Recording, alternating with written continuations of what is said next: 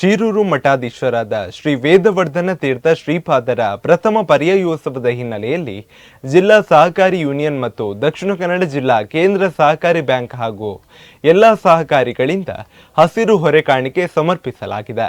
ಸಮಸ್ತ ಸಹಕಾರಿಗಳ ಸಹಕಾರದೊಂದಿಗೆ ಸುಮಾರು 25 ಲಕ್ಷ ರೂಪಾಯಿ ಮೌಲ್ಯದ ತೆಂಗಿನಕಾಯಿ, ಅಕ್ಕಿ, ಬೆಲ್ಲ, ಸಕ್ಕರೆ, ಬೇಳೆ, ಎಣ್ಣೆ, ತುಪ್ಪ, ತರಕಾರಿ ಸೇರಿದಂತೆ ಬೃಹತ್ ಹೊರೆ ಕಾಣಿಕೆಯನ್ನು ಸಮರ್ಪಿಸಲಾಗಿದೆ.